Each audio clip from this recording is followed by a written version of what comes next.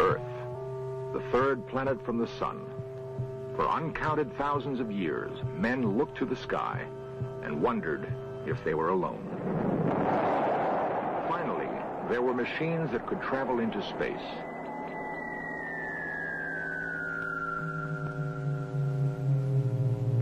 Men walked on the moon, but found no sign there of other intelligence.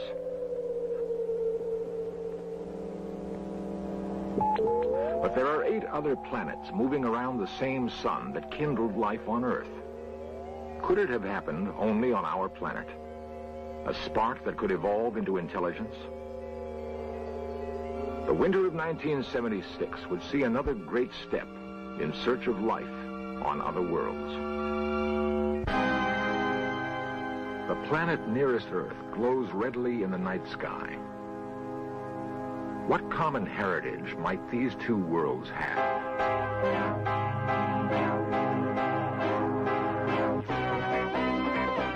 This series presents information based in part on theory and conjecture. The producer's purpose is to suggest some possible explanations, but not necessarily the only ones, to the mysteries we will examine.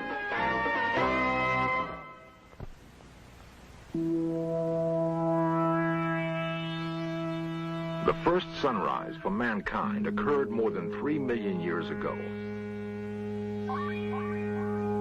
Long, long before there were men, the sun was an insignificant cluster of dust and gas.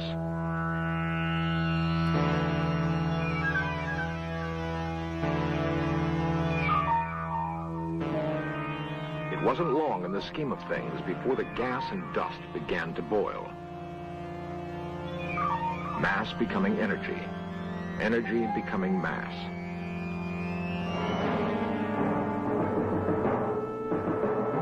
Other forces were at work as pressures built, and the infant sun was at war with itself.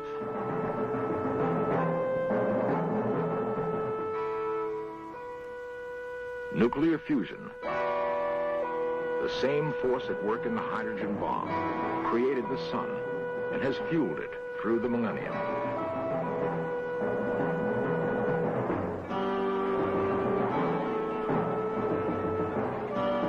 In the convulsion of birth, great mass and enormous energy must have been thrown off into space.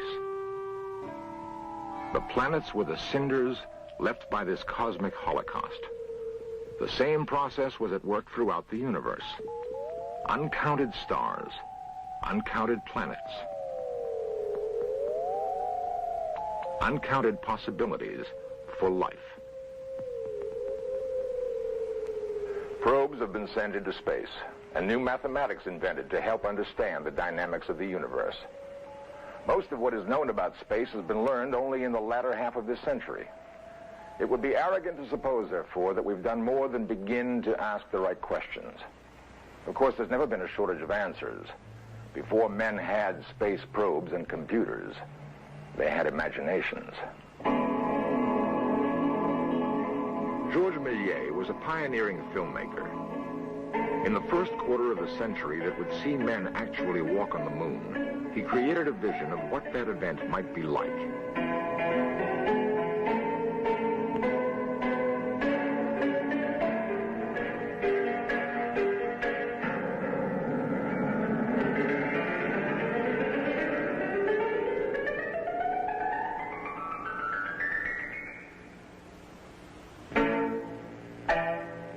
Essential to Méliès' comic view of a landing on the moon was an encounter with aliens. Such encounters have been dreamed of with mingled fear and hope for a long time.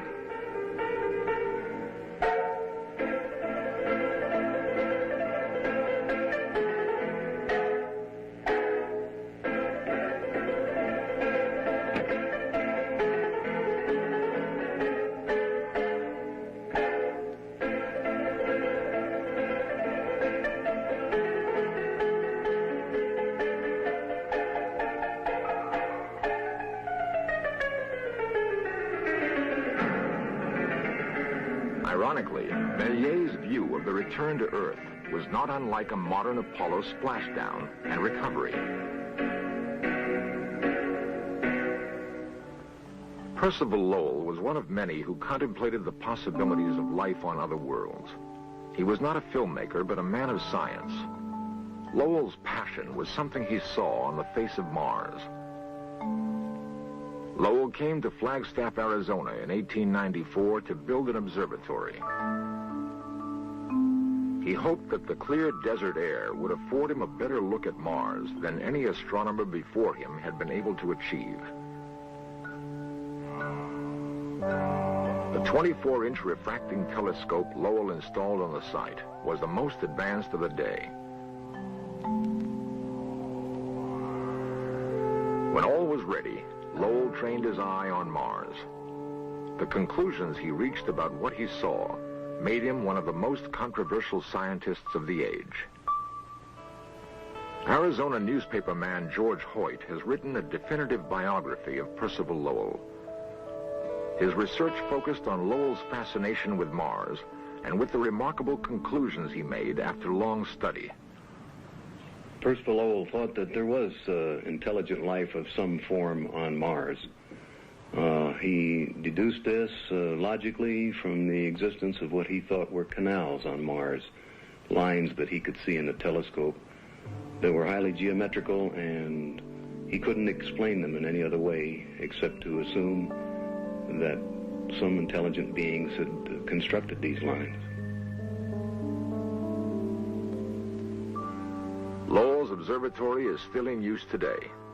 Its creator died in 1916, having fired the imaginations of many and tasted the ridicule of others. Later research indicates that Lowell's canals were illusions, but the remarkable events of 1976 have proven the astronomer right on many of his other observations. He thought that Mars was in what he called the terrestrial stage of planetary evolution, and that was the stage after the one that the Earth was in, which was the terraqueous stage. In short, the Earth had oceans. Mars, he thought, had already lost its oceans, but it did have oceans at one time. Mars was drying up. Mars was desiccating, and he coined the word desertism for what was happening to Mars, and he thought that it was also just beginning to appear on Earth. Lowell's observation about Earth's changing climate was profound. The forces at work in the solar system have a rhythm and a reason beyond the grasp of most men. Changes that are imperceptible from man's tiny window on the universe can have profound consequences. Lowell believed that some small shift in the orbit of Mars or some fluctuation in the sun's rays had gradually deprived Mars of life-giving water. He saw indications that the same processes were at work on Earth. Could it be that some Martian scientist was able to warn his people in time? At the Jet Propulsion Laboratory in Pasadena, California, scientists like Harold Klein are studying the similarities between Earth and Mars that Percival Lowell was the first to recognize. Well, it's very difficult to talk about the evolution of a planet like Mars without too much information. The general theory at present is that both Mars and the Earth were formed at the same time, about 5 billion years ago. One would then postulate that at the beginning, when the solar system was created, Mars had a much denser atmosphere than it has now, and that in many ways it was much more similar to the Earth, and perhaps, therefore, was conducive to the origin of life on that planet, as we believe was the case on this planet.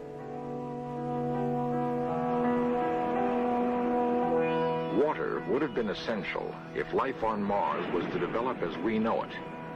Gerald Soffen is a Mars geologist. The important thing to understand is that both planets were at one time hydrological planets. They were planets that had flooded amounts of water, and that water, that simple molecule, dominated for a great period of time the course of the history of the planet. Now, there's no water on Mars today. There's no flooding water. There's certainly atmospheric water, and we now know the poles of Mars are water. So somewhere along the way, Mars went one way, and the Earth went the other way. What effect might the radical change in the Martian environment have had on life there? We're asking the question, if there is life on Mars, was it a separate event from the evolution of life on Earth? It's entirely possible that what we find on Mars, possible, not likely, is so close to our own that we've discovered, in a sense, the same event, the terrestrial life and the Earth life, because we're related to the same event that took place some time ago. Some time ago, indeed. And the question remains, could the birth of the sun some 5 billion years ago have given life to two worlds instead of one?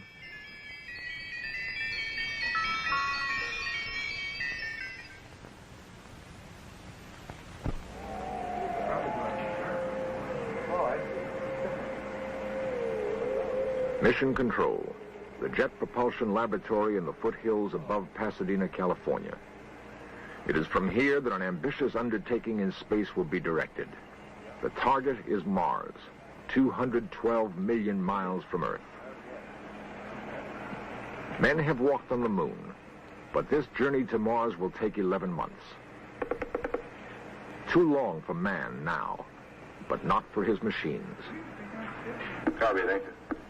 Constantine orders in for 215602. Copy, thank you. A Titan Centaur lifts off from Cape Kennedy. It is August 20th, 1975. In the nose cone is a machine of ingenious artifice. It is called Viking.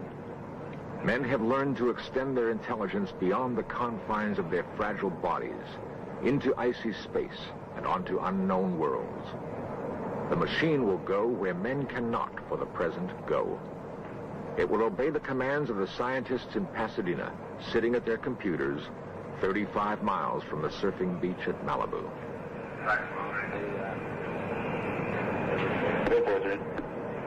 Roger, 211350. We have 3 and 4 out of luck. The voyage itself is largely uneventful.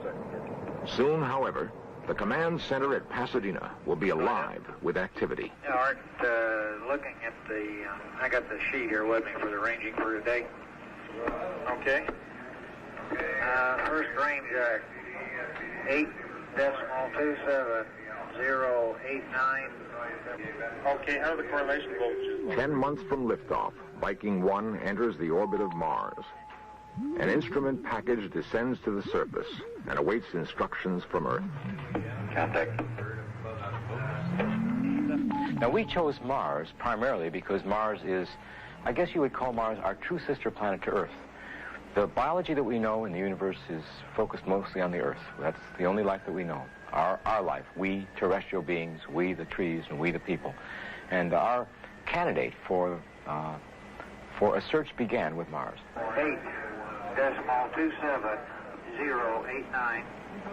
The first Viking lander is joined by a second 6 weeks later. With infrared sensors and special television cameras, men get their first close look at Mars. 97, second power. Calibrate out the effects of the solar corona. Soil samples yield particularly fascinating results. The data from both landers can be interpreted as being due to living organisms, can also be interpreted from what we now know as being due to some kind of very active surface chemistry going on the planet.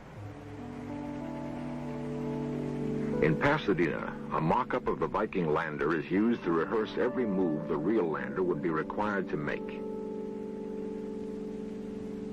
The dexterity of the lander is amazing. Sighting through television eyes, programmers on Earth trigger Viking to scoop up samples of soil or rock. Samples are dropped into a sifting mechanism that sorts particles for specific tests. Dr. Leslie Orgel points out that the tests are inconclusive. The experiments that we've done with the Viking on Mars this time doesn't give any evidence at all for any compounds left over from life in the past on Mars. But that doesn't, of course, mean at all that there wasn't any life on Mars. There may have been compounds there, and they may have been destroyed. Well, if you want to postulate a technological civilization on Mars, which has died out, you would then also have to have some mechanism to cover over any sort of buildings or any sort of vast project. It is conceivable that you might have had such a civilization which then got covered up by some cataclysmic event such as a massive Mars quake which completely covered over everything, and that all the artifacts of your ancient civilization are unburied in some way. None of this is visible, you see, from our pictures now that we're taking from the Viking spacecraft, which could see objects as small as about 15 yards or so, or bigger in size. The Viking scientists believe that the Martian sky must have once resembled our own.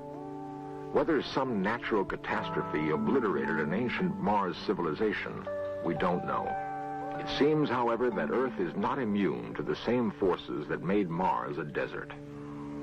There are three schools of thought. Some believe a slight tilt in the Earth's axis is bringing on a new ice age. Others feel the Earth's climate is drying and the deserts are slowly encroaching on population centers. Another view is that men have so altered the natural environment, no one can predict the future. Tons of pollution pour into the air from the great cities of Earth. The problem has been only recently recognized, and the effects of man's tampering can only be guessed at.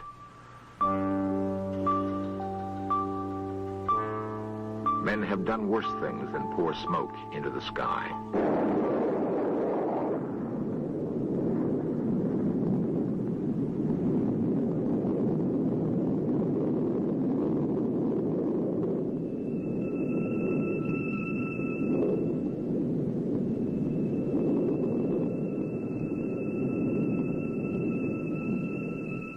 It is possible that all of Earth may one day resemble the Southwest American desert. Mars looked much like this to the electronic eyes of Viking. The machines scanned the horizon and recorded no sign of intelligent life. It is unlikely that life evolving elsewhere in the universe would follow the same path as life on Earth. If that were to happen, however, Mars would seem to be the likely host.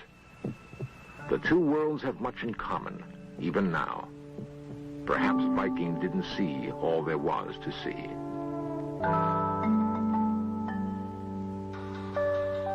Beyond that, could men recognize the works of a civilization radically different from his own?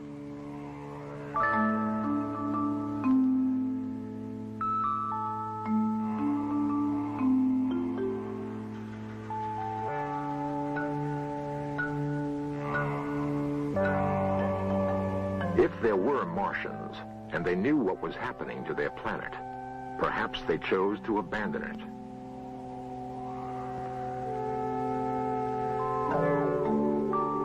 On Earth, men have developed the technology to create orbiting habitats. Theoretically, these artificial worlds could be built on an immense scale in weightless space.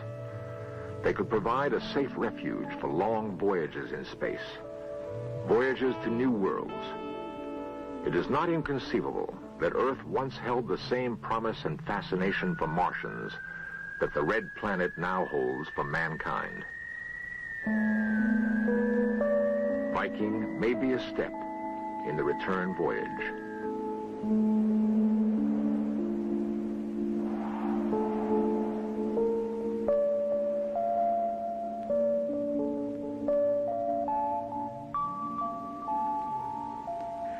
This is the beginning. This is really truly the beginning. Regardless of what happens next year or even a decade from now, we have started what will become an adventure of mankind in searching for not only the lowly forms of life, but eventually, I think, to search for intelligent life.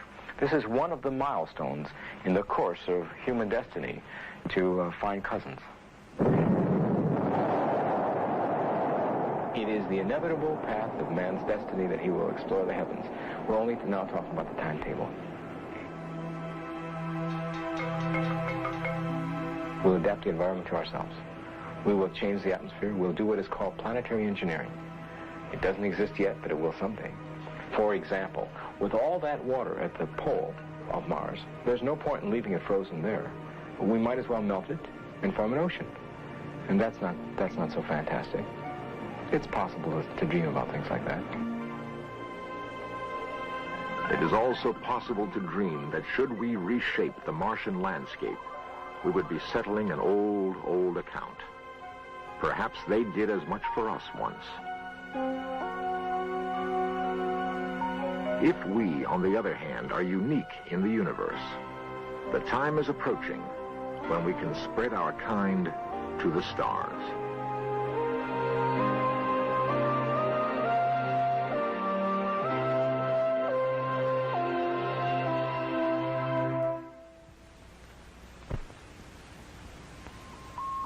Albert Einstein believed the universe was shaped like a saddle. By traveling in a straight line, one could eventually wind up where he started. With the universe, as with life, endings seem to merge with beginnings.